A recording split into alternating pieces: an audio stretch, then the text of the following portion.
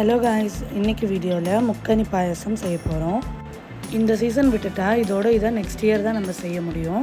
So சீக்கிரமாக செஞ்சுருங்க. முக்கனின்னு நம்ம mention பண்ணியிருக்கோம். ஸோ 3 பழத்தை நம்ம எடுக்க போகிறோம். என்னென்னு பார்த்தா மாம்பழம், பலாப்பழம், அப்புறம் வாழைப்பழம்.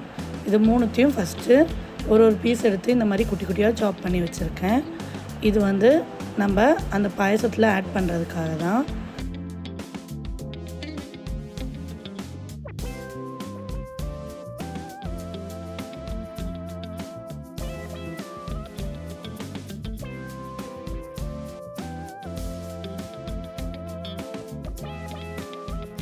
கட் பண்ண பீஸெல்லாம் தனியாக எடுத்து வச்சுருங்க.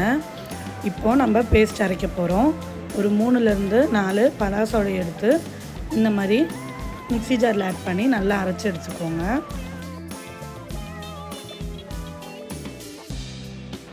நல்லா அரைச்சதை அப்படியே ஒரு பவுலில் ட்ரான்ஸ்ஃபர் பண்ணிக்கலாம். இப்போது அதே மாதிரி ஒரு மாம்பழத்தை இந்த மாதிரி குட்டி குட்டியாக கட் பண்ணி அதே மாதிரி ப்யூரேவாக அரைச்சி எடுத்து வச்சுக்கலாம்.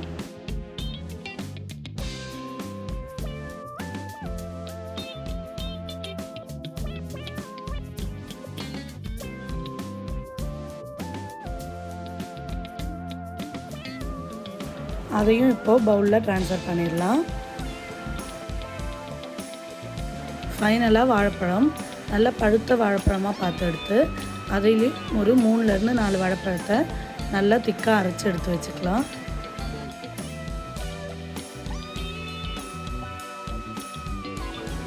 அதையும் பவுலுக்கு ட்ரான்ஸ்ஃபர் பண்ணிடலாம்.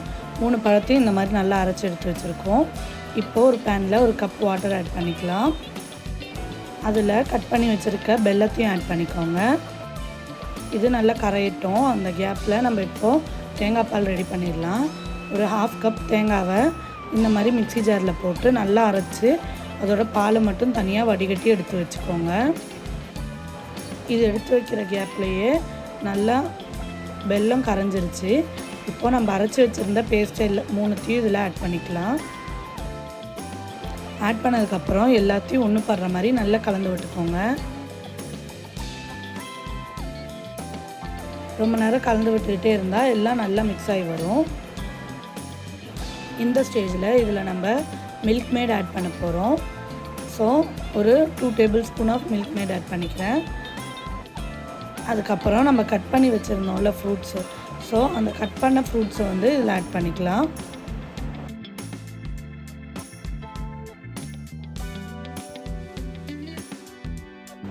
கூடவே ஒரு டீஸ்பூன் போல் நெய் ஆட் பண்ணி நல்லா கலந்து விட்டுக்கோங்க. மூடி போட்டு குக் பண்ணாலும் ஓகே தான். ஒரு 10 to 15 மினிட்ஸ் போல் லோ ஃப்ளேமில் இருக்கட்டும்.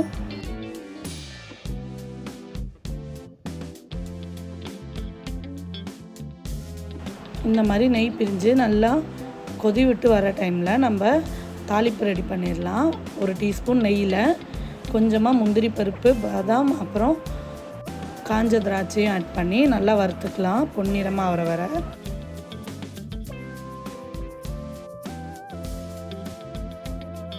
இந்த அளவுக்கு ஆன உடனே இது அப்படியே எடுத்து நம்ம ரெடி பண்ணி வச்சுருக்க பாயசம் மிக்ஸில் ஆட் பண்ணி கலந்து விட்டுக்கலாம். இதை ஆட் பண்ணி கலந்து விட்டதுக்கப்புறம் ஸ்டவ் ஆஃப் பண்ணிடுங்க. ஸ்டவ் ஆஃப் பண்ணதுக்கப்புறமேட்டு நம்ம எடுத்து வச்சுருந்த தேங்காய் பாலை உடனே ஆட் பண்ணிக்கோங்க. ஸ்டவ் ஆஃப் பண்ணாமல் தேங்காய் பால் ஆட் பண்ணால் தேங்காய் பால் திரிஞ்சிரும். ஸோ அதனால தான் ஸ்டவ் ஆஃப் பண்ணிக்கோங்கன்னு சொன்னேன். இந்த மாதிரி நல்லா மிக்ஸ் கொடுத்துக்கோங்க. அவ்வளோதான், முக்கனி பாயாசம் ரெடி ஆயிடுச்சு. இதை அப்படியே ஒரு பவுலுக்கு ட்ரான்ஸ்ஃபர் பண்ணிடுங்க.